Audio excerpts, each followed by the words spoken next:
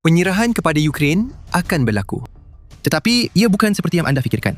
Putin tidak bersedia untuk menarik keluar tenteranya. Tak boleh. Dia berada dalam situasi tanpa kemenangan dan satu-satunya pilihannya adalah terus menolak secara membuta tuli ke arah kegagalannya sendiri. Tetapi di sebalik tabir di Rusia, bendera putih telah dinaikkan dan ia sedang dikibarkan dengan semakin ganas. Golongan elit Rusia mahu menyerah diri kepada Ukraine. Putin adalah sebabnya. Perang beliau membuatkan mereka semua menjadi miskin dan jika ada satu perkara yang Putin sepatutnya sudah faham sekarang, anda tidak boleh terus mengganggu orang kaya dan wang mereka atau mereka akan berpaling tadah dan cuba melarikan diri daripada kekacauan yang anda cipta. Orang-orang kaya mahu keluar dan semuanya adalah salah Putin. Itu menurut satu artikel pada 29 Jun oleh Moscow Times yang telah mendedahkan perkara itu. Ramai pemimpin perniagaan Rusia sedang cuba mengeluarkan wang mereka dari negara itu.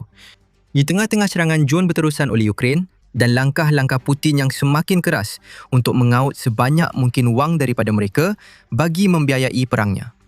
Satu defisit besar telah berlaku dalam dana kekayaan negara Rusia, para elit ini menegaskan, dan Putin semakin bergantung kepada mereka untuk menampung kekurangan itu supaya dia dapat meneruskan perangnya. Kini terdapat kabar angin yang berlegar bahawa Kremlin akan mula mengambil simpanan peribadi golongan elit untuk membiayai perangnya.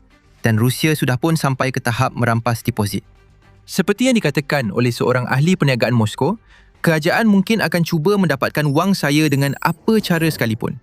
Semua orang sedang memikirkan bagaimana untuk mengeluarkan wang mereka dan meninggalkan negara ini. Dan dia betul. Kami telah melihat banyak pengeluaran wang tunai berlaku di Rusia baru-baru ini. United 24 Media melaporkan bahawa rakyat Rusia secara kolektif telah mengeluarkan wang tunai sebanyak $13 bilion dari bank-bank Rusia pada tahun 2026 sehingga 8 Jun. Itu menandakan rekod tertinggi pengeluaran dalam 30 tahun dan ia bukanlah satu kebetulan. Rakyat Rusia dari semua lapisan, daripada golongan elit hinggalah orang biasa, tidak lagi mempercayai bank mereka kerana kemungkinan Kremlin boleh merampas wang mereka pada bila-bila masa. Sekarang mereka mengeluarkan wang mereka yang merupakan isyarat paling jelas kepada Ukraine bahawa sebahagian daripada orang paling penting di Rusia selain Putin dan kumpulan politiknya sudah bersedia untuk menyerah. Mereka melihat kesakitan keuangan yang sedang Ukraine sebabkan dan kini mereka membuat pilihan melalui tindakan keuangan mereka. Semua ini berlaku di tengah-tengah satu siri peristiwa yang menunjukkan bagaimana keadaan yang sudah pun buruk untuk Rusia, ekonominya dan orang-orang yang mengeluarkan wang itu hanya akan menjadi semakin teruk. Serangan drone Ukraine terhadap sektor penapisan minyak Rusia menjadi semakin hebat. 9 daripada 10 loji penapisan minyak terbesar Rusia kini telah diserang, lapor media United 24. Dan serangan-serangan itu berlaku seiring dengan serangan ke atas kemudahan ketenteraan di seluruh Rusia. Pihak berkuasa hanya mempunyai satu tindak balas terhadap semua ini, iaitu membelanjakan lebih banyak wang untuk pertahanan. Dan pendekatan itu telah menyebabkan Rusia mengalami defisit bajet sebanyak $78 bilion antara Januari dan Mei yang perlu ditampung. Golongan elit sedang melihat defisit itu dan mereka tahu bahawa Kremlin akan datang kepada mereka untuk menampungnya. Mereka tidak gembira tentang perkara itu. Seperti yang dikatakan oleh seorang lagi ahli perniagaan Moskow, tidak cukup sistem pertahanan udara untuk melindungi infrastruktur kami. Itu jelas. Tiada siapa tahu apa yang perlu dilakukan untuk meningkatkan pengeluaran. Ini adalah situasi yang teruk yang Putin dan orang-orang kepercayaannya nampaknya tidak jangka. Mereka tidak bersedia untuk perang yang panjang dan mereka juga tidak bersedia untuk perang drone. Jelas di mana beliau meletakkan kesalahan kerana beliau menunjukkan bahawa rakyat Rusia kini menderita kerana Putin dan kroni-kroni Kremlin. Beliau tidak mempunyai pandangan jauh untuk melihat bahawa Ukraine tidak akan mudah menyerah, malah akan berkembang menjadi sebuah negara yang mampu menyerang Rusia bila-bila masa. Itulah situasi hari ini dan golongan elit kini berhujah bahawa Rusia perlu bertindak balas terhadap situasi ini dengan mengangkat bendera putih.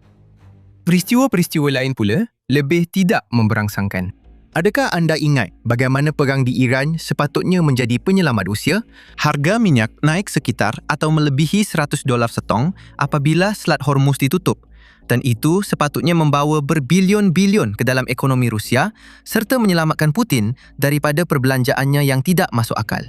Itu tidak berlaku lagi. Perjanjian antara AIS dan Iran telah menurunkan harga minyak mentah Urals kepada sekitar $50 setong Jadi, keadaan tidak lagi memihak kepada Rusia dan sedikit keuntungan yang sempat diraihnya pun cepat lenyap. Bercakap tentang AS, negara itu juga telah menghantar isyarat yang ibarat lampu amaran yang terang kepada golongan elit Rusia. Trump secara aktif memuji Presiden Ukraine, Volodymyr Zelensky, atas cara Ukraine mempertahankan diri, dan beliau telah menandatangani deklarasi bersama dengan ketua-ketua negara lain dalam kumpulan 7 untuk mengiktiraf kedaulatan Ukraine pada awal Jun lalu.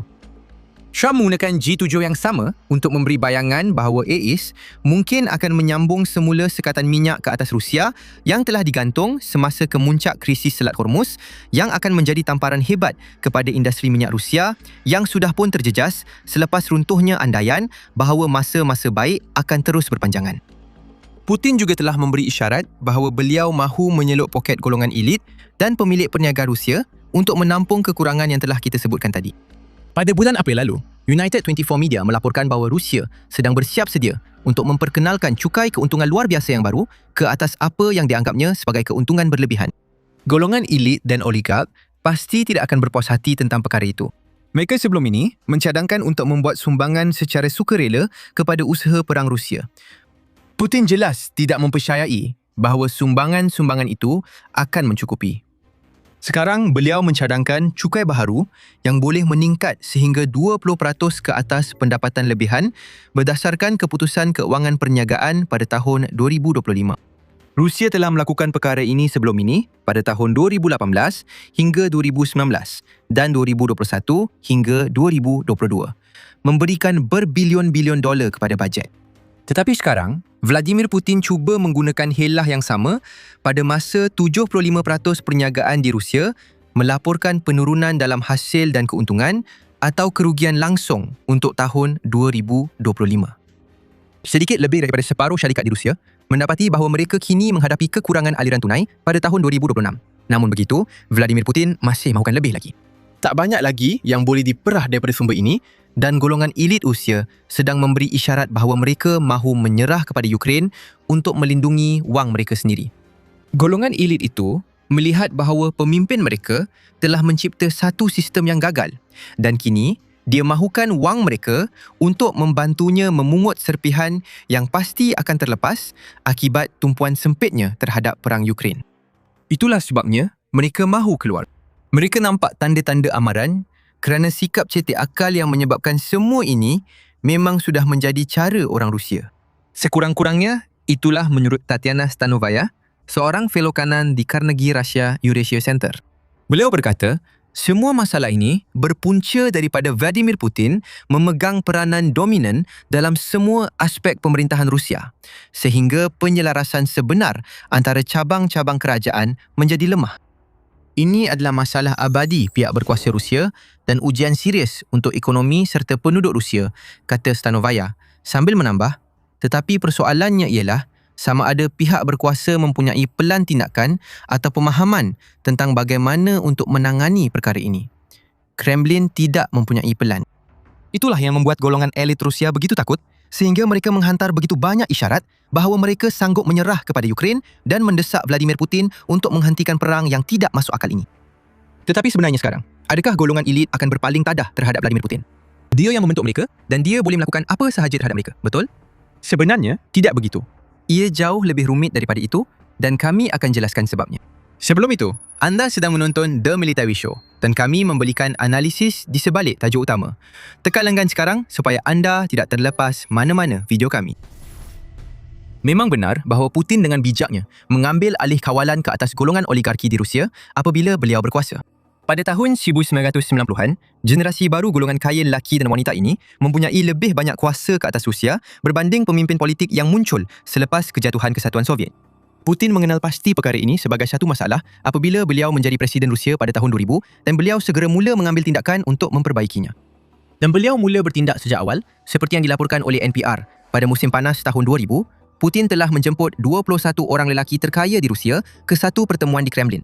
Lelaki-lelaki itu tidak tahu apa yang bakal berlaku. Mungkin mereka menyangka ia hanyalah seorang pemimpin baru yang meminta sumbangan. Namun, Putin bukanlah seperti yang mereka jangkakan. Pemimpin baru Rusia itu memberikan pilihan kepada para oligarki. Tunduk dan ikut arahan Putin.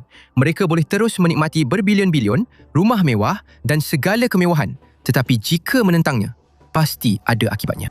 Oligarki yang enggan atau kemudian menarik diri daripada perjanjian itu seringkali didapati mati dalam keadaan misteri atau merana di penjara Siberia atas tuduhan rasuah.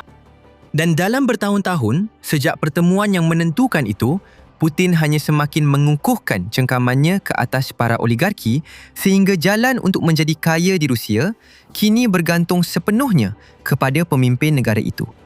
Seperti yang dinyatakan oleh Carnegie Endowment, golongan elit pemerintah Rusia hari ini bukan lagi satu kelas politik atau ekonomi, tetapi lebih kepada sekumpulan pengurus yang menurut arahan Putin dan dengan itu mengelak daripada disiasat oleh sesiapa selain pemimpin mereka. Hubungan parasit yang dipupuk oleh Putin inilah sebab utama mengapa golongan terkaya di Rusia tidak bangkit menentang Putin walaupun kekayaan mereka terjejas teruk akibat peperangan yang dicetuskan olehnya. Tidak banyak yang berubah dalam hubungan ini. Putin masih memegang pengaruh ke atas tokoh-tokoh kaya lelaki dan wanita utama di Rusia. Tetapi, kita tidak melihat para oligarki Rusia beramai-ramai menjauhkan diri daripada Putin dan mereka juga bukan satu-satunya golongan elit yang ada di Rusia. Apa yang kita lihat di sini ialah golongan ahli perniagaan yang mungkin bukan bilioner ingin meninggalkan kapal. Inilah pemilik perniagaan kecil dan sederhana yang mengendalikan syarikat-syarikat yang menyumbang lebih daripada separuh pekerjaan dalam ekonomi Rusia. Perniagaan kecil sahaja menyumbang kira-kira 1/5 daripada keseluruhan ekonomi Rusia, dedah Moscow Times. Dan semua syarikat ini perlu membeli bahan api dan produk lain daripada golongan oligarki yang mengawasi kepentingan milik negara dan perniagaan besar yang diberikan kepada mereka oleh Putin. Jika golongan elit ini, walaupun mereka lebih kecil, mengeluarkan wang mereka dan menyerah kalah, itu adalah masalah besar untuk Putin. Ia seperti mengambil asas daripada sebuah rumah kad. Seluruh struktur runtuh dan setiap kad akhirnya jatuh ke lantai. Putin sudah pun melihat ramai golongan elit pertengahan ini melarikan diri. Pada bulan-bulan awal selepas beliau memulakan pencerobohannya, UK melaporkan bahawa 15,000 jutawan Rusia cuba keluar dari negara itu. Sekali lagi, ini bukanlah golongan oligarki, tetapi mereka masih berada di lapisan atasan masyarakat Rusia. Mereka adalah golongan elit dari segi kewangan dan mereka mahu mengeluarkan wang mereka. Sekarang, apabila Vladimir Putin semakin dalam mengambil dari poket bukan sahaja jutawan yang masih tinggal, tetapi juga mereka yang berada sedikit lebih rendah dalam hierarki yang merasakan mereka sudah cukup memberi, dia sedang mencipta suasana yang sempurna untuk golongan yang mahu mengangkat bendera putih. Vladimir Putin menjadikan mereka miskin, semuanya demi perang yang sebenarnya tiada siapa antara mereka yang mahukan. Semua ini berlaku kerana Vladimir Putin dan kroni-kroninya tidak dapat melihat apa yang mereka lepaskan apabila mereka memulakan apa yang dipanggil Operasi Ketenteraan Khas pada Februari 2022. Ukraine tidak pengnawa sepatutnya menjadi seperti hari ini. Drone jarak jauh tidak sepatutnya menyerang kilang penapisan setiap minggu. Rusia pun tidak akan disentuh. Sistem yang dibina oleh Vladimir Putin akan berfungsi dengan baik selagi perang itu terhad di Ukraine walaupun berbilion-bilion dibelanjakan untuk peperangan dan ratusan ribu rakyat Rusia terkorban. Golongan elit masih akan mendapat bahagian mereka, tetapi kini momentum perang telah beralih memihak kepada Ukraine. Kemajuan perlahan di medan perang bagi Rusia, jika ada kemajuan sekalipun, kini diburukkan lagi dengan kebakaran minyak, gangguan perjalanan, kekurangan bahan api dan semua contoh lain perang yang kini kembali ke Rusia, sedangkan ia sepatutnya hanya berlaku di Ukraine. Bukan sekadar wang dibelanjakan untuk perang, tetapi strategi Ukraine semakin menyukarkan Rusia untuk menjana lebih banyak wang yang akhirnya memberi kesan negatif kepada golongan elit. Mereka yang pernah dimanjakan oleh sistem Putin sebelum ini, kini sedang merasai kesannya. Dan mereka tidak akan terus menderita lama sebelum mereka berpaling menentang pemimpin mereka. Mereka sudah pun melakukannya dengan mengeluarkan wang tunai dan cuba menyembunyikan wang mereka. Putin, walaupun seringkali jahil, boleh nampak bagaimana keadaan sedang berubah dan dia sedang melakukan sesuatu sekurang-kurangnya untuk menenangkan golongan elit buat sementara waktu supaya dia boleh meneruskan perangnya. Dia memindahkan kos itu kepada rakyat biasa. Adakah anda ingat apabila kami menyebut bahawa golongan elit Rusia sedang mengeluarkan wang dari akaun bank mereka kerana mereka bimbang Kremlin akan mula merampas wang mereka untuk membiayai perang? Mereka memang betul kerana cadangan yang tepat itu telah sampai ke pihak Kremlin dan rakyat biasa yang akan dipaksa menanggung kos tersebut. Itu menurut laporan 29 Jun yang menyatakan bahawa perbincangan mengenai merampas wang tunai daripada rakyat Rusia telah diadakan di peringkat tertinggi kerajaan Rusia. Ketika Vladimir Putin sedang terdesak mencari cara untuk mengisi semula dana kekayaan negara dan menyelesaikan masalah defisit bajet Rusia, cadangan telah dikemukakan oleh Ketua Parti Komunis Rusia, Gennady Zyuganov, yang mengatakan bahawa terdapat lebih $1.6 trilion hanya tersimpan dalam akaun bank Rusia menunggu untuk digunakan bagi usaha peperangan. Wang itu tidak dilaburkan dalam pengeluaran atau apa-apa perkara lain, malah tidak juga untuk kemenangan. Masalah ini boleh diselesaikan dengan cepat. Jika saya menjadi presiden, saya akan melakukannya dengan satu dekri sahaja. Dalam masa perang, beliau mempunyai hak untuk berbuat demikian. Beliau adalah ketua komander tertinggi, kata Zyuganov. Kremlin nampaknya tidak pergi sejauh itu. Sekurang-kurangnya belum lagi. Namun, Kementerian Kewangan Rusia sedang menyediakan rangka kerja perundangan yang akan membolehkannya menggunakan kira-kira $40 bilion dalam simpanan pencen Rusia yang kini diuruskan oleh dana swasta. Dana-dana tersebut akan dipindahkan ke sistem pencen yang dikawal oleh Kremlin, sekaligus membolehkan Putin melaburkan wang itu ke dalam perniagaan yang menyokong usaha perangnya. Golongan elit tahu apa maksud semua ini.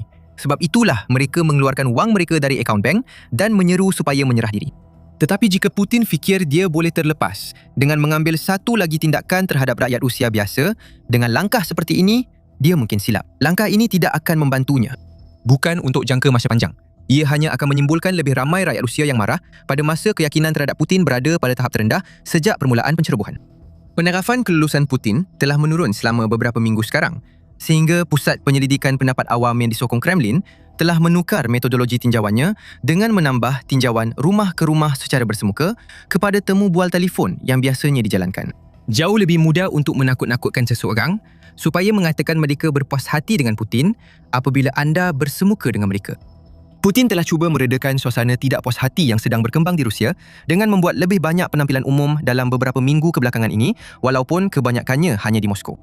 Pemimpin Rusia sedang cuba menggunakan dirinya sebagai gula untuk memudahkan ubat pahit ditelan oleh mereka yang ingin dia tipu wang mereka. Ia adalah satu strategi yang berani, tetapi selepas lebih 4 tahun perang dan bencana ekonomi yang telah dicipta oleh Putin, anda pasti tertanya-tanya sejauh mana ia akan berkesan terhadap rakyat yang sudah letih dengan perang. Sepanjang semua ini, Ukraine akan terus melakukan apa yang sedang dilakukannya.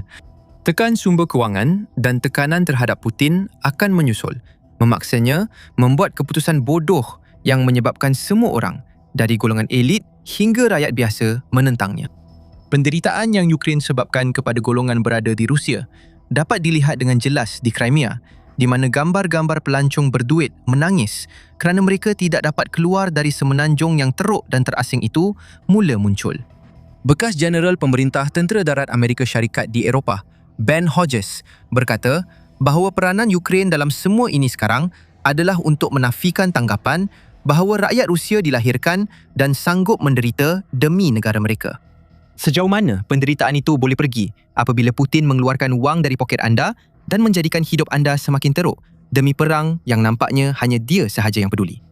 Itulah soalan yang Ukraine ajukan dengan setiap serangannya, dengan setiap kemenangan di medan perang, dengan setiap tindakan yang memaksa Kremlin untuk menggali lebih dalam bagi membiayai perang Putin. Mereka yang telah menderita diminta untuk berkorban lebih lagi, termasuk golongan elit. Strategi itu tidak boleh bertahan selama-lamanya. Kejatuhan sedang menanti Putin dan masalah terbesarnya ialah dia tidak tahu apa yang akan menyebabkannya. Mungkin para oligarki yang telah dikawal begitu lama sedang merancang secara rahsia kerana tindakan Putin mula menyakiti mereka. Mungkin golongan elit yang berada 1 atau 2 tingkat di bawah akan menumpukan Rusia, sama ada dengan menjauhkan wang mereka daripada cengkaman Putin dan menyerah kepada kuasa Ukraine seperti mana-mana pemberontakan yang nyata. Atau Ukraine mungkin akan terus mendesak Putin untuk terus merompak rakyatnya sendiri sehingga mereka tidak tahan lagi dan terpaksa bangkit menentang. Malah, pengasingan Crimea yang baru saja kita sebutkan mungkin sudah cukup untuk memaksa ramai rakyat Rusia melarikan diri kembali ke tanah besar melalui jambatan Kerch, sekaligus memusnahkan simbol dominasi Rusia ke atas Ukraine yang telah digunakan oleh Putin untuk menyokong pembohongannya tentang kemenangan Rusia yang kononnya tidak dapat dielakkan. Melihat kekalahan berlaku bersama semua masalah kewangan itu mungkin sudah cukup untuk menyedarkan rakyat Rusia. Hakikat mudahnya ialah Putin sedang membuat terlalu ramai orang di dalam Rusia marah. Golongan elit sedang berang dan rakyat biasa pula semakin tertekan dari segi kewangan. Putin sedang menjadikan mereka semua miskin dan dia hampir mengetahui kenapa itu adalah idea yang sangat buruk. Rusia juga bukannya mampu pulih daripada masalah ekonomi yang menyebabkan golongan elitnya menyerah kalah juga. Ada sesuatu yang rosak teruk dalam Rusia dan memang tiada harapan untuk negara itu pulih selagi perang belum berakhir. Akibat jangka panjang Sama merosakkan seperti penyelesaian jangka pendek dan anda boleh mengetahui sebabnya dengan menonton video kami. Dan jika video ini adalah sesuatu yang anda minati, langganlah The Military Show untuk mendapatkan lebih banyak analisis kami tentang bagaimana Rusia sedang runtuh dari dalam. Dan terima kasih seperti biasa kerana menonton.